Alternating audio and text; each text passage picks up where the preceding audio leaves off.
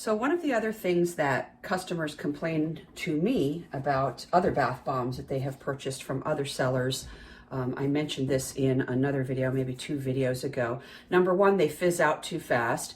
So I did the video on that and how to prevent that. The other thing is scent retention. They don't really smell the bath bomb, and it doesn't, leave their water smelling any different than normal. There's no scent left on their skin.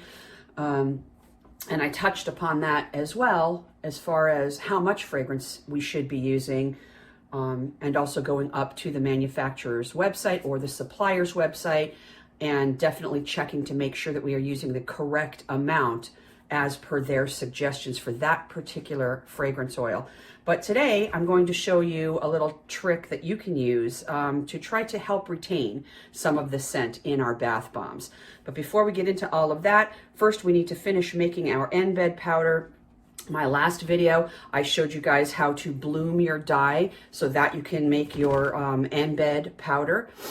It's just as simple as taking equal amounts of your bloomed baking soda, which I have right here, and you're going to combine that with equal amounts of citric acid.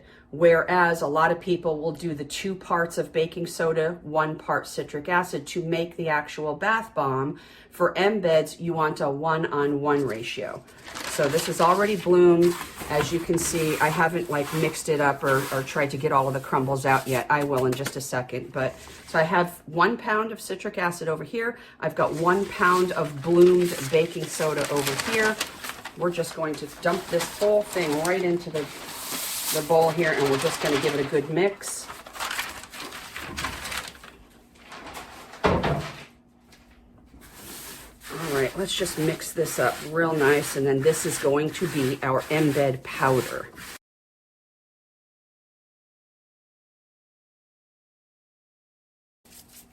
All right, what I like to do is then go ahead and run it through a mesh strainer, and then break up all of the rest of the clumps that I'm going to have in here. So let's just go ahead and do that. See, you do really get quite a bit of clumps in there, so you want to try to break those up as much as possible. And I'm just going to dump it back in here just so that I have more working room.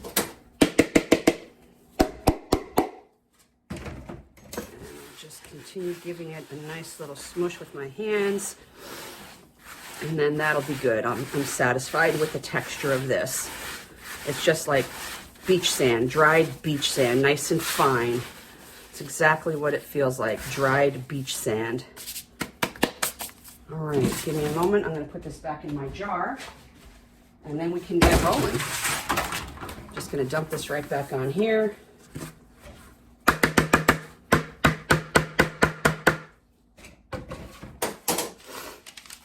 This is just the easiest way I found to get it right back into my container.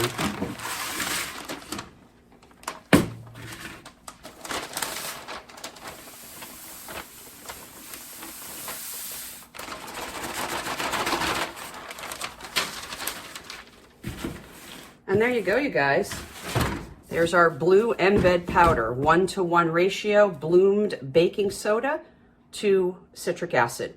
Give me just 1 second. I'm going to set everything up, and we're going to get going on the little tip that I have for you guys to retain your scent in your bath bombs.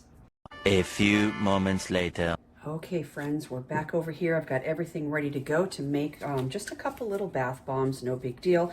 We're actually going to be doing a couple of vacuum form molds because some people up on the forums on Facebook are having a hard time using vacuum form molds, and they just can't get it to go. And once again, everybody has a different opinion of how to do that to get it to work for you, and none of them are wrong. I'm going to keep on saying that, you know what I mean? There's not one person who has all the answers to everything that's going to work for everybody. It's just not possible. I'm going to show you what works for me. You guys can take it or leave it. So we're going to talk very briefly about Natrasorb bath and what exactly is Natrasorb bath. Basically, it's a very effective tapioca starch. However, it is not the tapioca starch that you buy in the store. This was made specifically so that it can absorb many times its own weight in fragrance essential oils, carrier oils, even water. And even though like the inky on this says tapioca starch, that's just what the inky is, but this is made in a patented process that creates like little pockets inside of it so that it can carry all of that fragrance oil and absorb all of that. Natrasorb is hydrophilic, meaning that it absolutely loves water. So once it does come in contact with the water, it immediately dissolves, releasing that oil load that you just put inside of there, and it disperses them into the water really nice. Now the starch itself provides a nice soft feeling to your bath water. However, it doesn't leave like a film, and it doesn't settle like on the top of the water or on your skin or on the sides of the tub or anything like that. For our purposes today, we're going to be using this at 2%, which is the recommended usage rate for bath products. And basically what I've done, this is my own bath bomb recipe. What I have done is I have subbed out my milk powder, which was at 0.5%. I've subbed that out and replaced it with the Natrasorb, but I also need to take away something else, right? I need to take away a percentage of one of my other ingredients, because 0.5% obviously is not 2%, so I still need 1.5%, but I have to take that away from something so that my formula will remain at 100%. What I do is I use dry ingredients for dry ingredients, wet ingredients for wet ingredients when I am subbing and tweaking and making adjustments and changes as necessary. So since the Natrasorb, I'm going to show you that in just a second. Since the Natrasorb is a dry powder, I want to take away that other 1.5% away from another powder. So what I've chosen to do is just take that percentage away from my baking soda. So here's the Natrasorb bath. This is really light and fluffy, you guys. I mean, there's like no weight to this stuff at all. And this looks like a lot, but trust me, it's only 2%. So what I'm going to do now, what I normally do is have all of my liquids in my cup here, meaning my bomb spray, my Polysorbate 80, and my fragrance. But the whole point in today's video is to retain the scent, because if people are purchasing bath bombs from other creators and there's really not a whole lot of scent to it, there's no lingering scent on your skin, there's like no scent in the water, they're just not smelling it enough, this is one way to combat that. Now, thankfully, that's never happened with my bath bombs. Not that I'm perfection by any stretch of the imagination, it just has never happened. So what we're going to do, hold please, is we're going to take the amount of fragrance oil that we would normally use in a batch like this, which is 1.5%. Today I am using bubblegum from Wellington Fragrance, and the usage rate up on their site, you can go up to 2.7% on the bubblegum fragrance from Wellington. We've already talked about this in a couple of videos ago, the one before the blooming video, because we're talking about fizzing out too fast, no scent retention. And that's well and good if this says you can do it up to 2.7, but my recipe calls for 1.5% on my fragrance. So that's what I'm going to use today. We'll put that off to the side. This is the 1.5% fragrance oil. So I'm going to dump this right into the Natrasorb bath.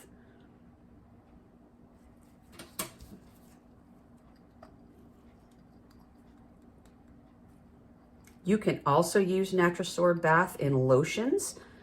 It creates a really silky, gliding, soft, satiny feel when you use that in your lotions or creams.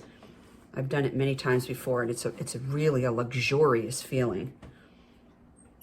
And again, because this is hydrophilic, it loves water, so it's going to disperse readily in water. Dissolves completely. I'm just going to mash this a little bit.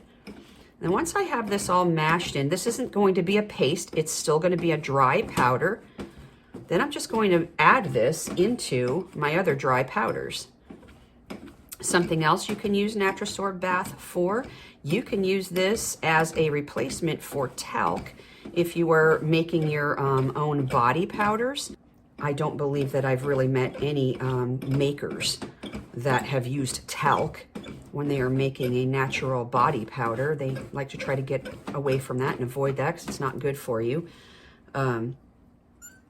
But if you were to use talc, you can use this as a complete replacement. Even if you're not using talc, you can use this as your powder. You just have to let it dry out a little bit. You can use this in powder, I believe, up to 75%. And then the usage rate as far as lotions and creams varies. From memory, I want to say, oh geez, now my memory is awful. I want to say up to 12% with the Natrasorb as far as lotions and creams are concerned. That rings a bell to me. Okay, now that we've gotten all of our fragrance all combined right in here with our Natrasorb bath. Now remember, we have replaced this. We've taken out the milk powder and we've taken 1.5% away from the baking soda so that we have a full 2% here in the Natrasorb. One other thing I wanted to mention to you guys, if you use this more than 2%, and even when you're using it at the 2%, while you're working with it, it can have a slight sticky and tacky feel to it. That doesn't translate into the finished product, but just be aware of that as you're making your products. If you're using bare hands, please don't do that. But if you're using your bare hands, you're going to notice that there's like a sticky, tacky feeling. It's sticky more than tacky, I should say. All right, we've got that all in here. Let's grab a whisk and incorporate that all in here good. Let me put my mask up, you guys. Hold, please. There we go. Because this is my regular recipe, so I do have my bubbling agents down in here. I don't want to breathe that in.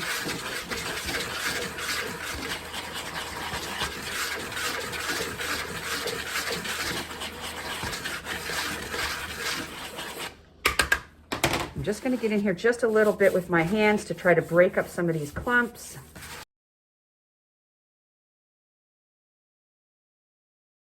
All right, that's good enough. Okay, so the next thing that we're going to do is get the rest of our liquids in here, like we always do.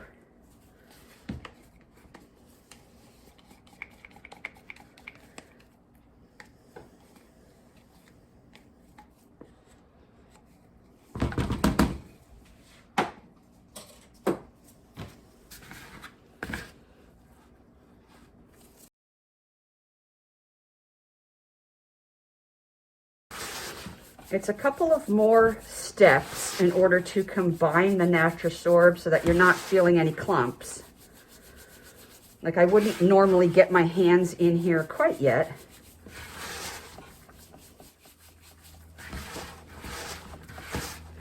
And this is smelling like really, really strong to my nose, and I have a mask up right now.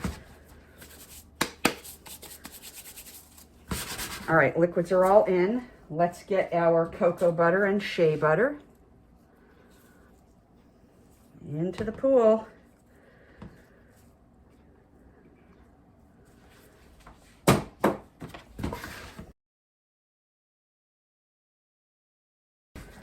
I'm just leaving this white because these couple of little demo bath bombs are, I'm just going to put those in a paint your own kit. We are going to put some embed powder in the middle of these vacuum molds.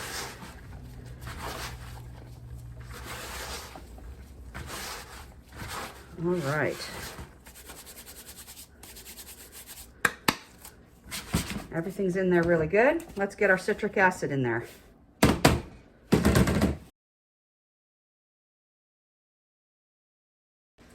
me take this mask down so I can breathe. Oh my goodness. Sorry about the sniffing, you guys. Once again, allergy season. Okay, we are ready to rock and roll over here. Let's start off by using this cloud mold, this vacuum form cloud mold. This is how I do it now, okay? So notice this has no details. I'm gonna do one of each. One that's got a lot of details, one that does not. All right, this is a plain flat, no details. Basically just going to sprinkle in the bottom a little bit.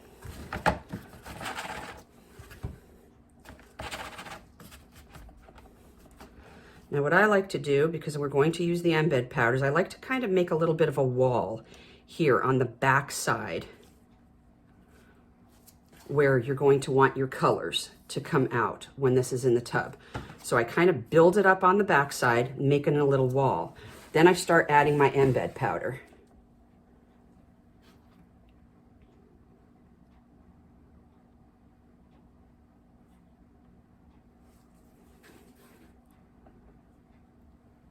I'm only using 3 colors on the embed powder today.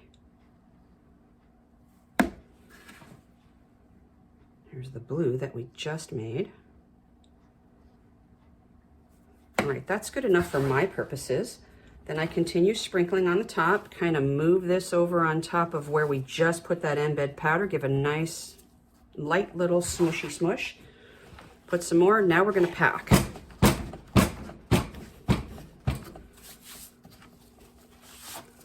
This is how I do it to get a nice smooth bottom. I take a nice handful of my mix, put it on the top of my mold, and just start rubbing back and forth as I'm pressing down. Let's do that again. Get a handful of my mix, I stick it up on top, and I start rubbing back and forth and around in circles as I'm pushing down. Put that off to the side. We're gonna get rid of the excess. Now I can do my finishing work, if you will. I'm gonna start packing this down and smoothing this out.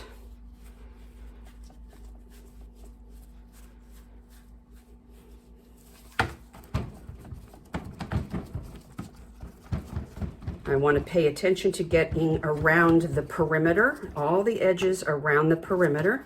I want to make sure that's packed nicely. Okay, so there you go. Flat, smooth, beautiful. Same as always, we just turn it over and give it a little bit of a bang. Now, I usually don't need to tap. Let's see if that's true or not. It's true. I can just lift this straight up. However, if you guys are having trouble, it's the same as any other type of mold. You can give it some light little taps. Okay? If it does come straight up and off, fantastic. If it doesn't and there's some suction going on and it feels like it's stuck in there, you can take opposite sides of your vacuum form mold and kind of pull it apart and then do the same thing with the other side. But this is going to lift straight up and off.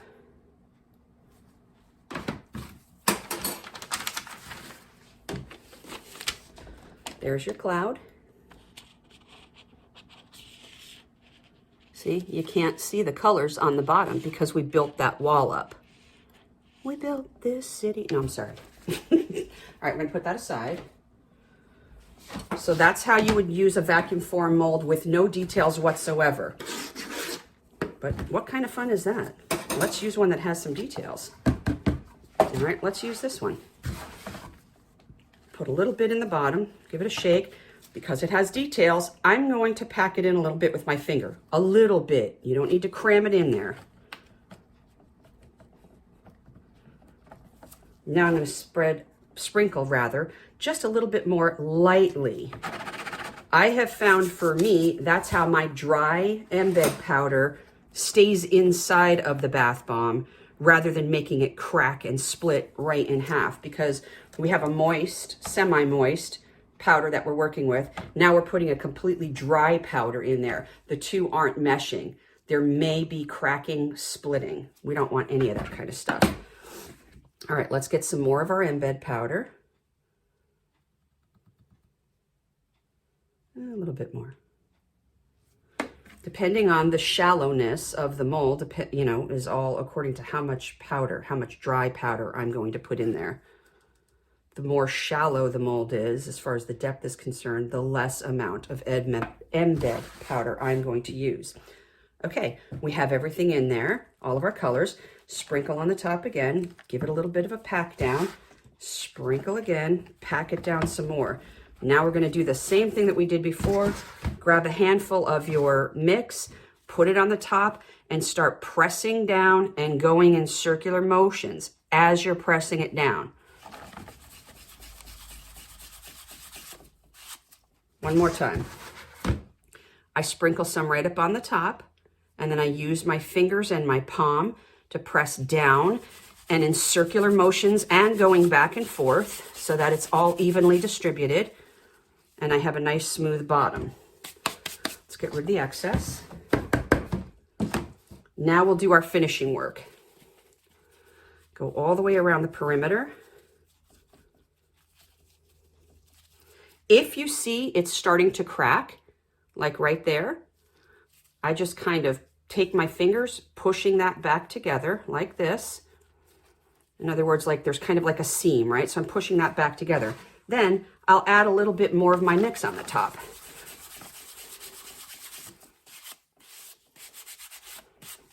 And that takes care of the crack.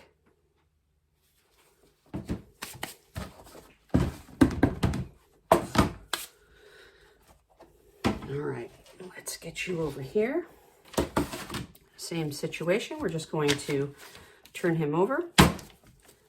Give him a couple, let's see if he'll come up right off the get-go. Probably, yeah, he will. But again, especially because there's some designs here. Those might get stuck. No reason why you can't use a spoon to tap on vacuum forms. No reason why. All right, and there is our pencil.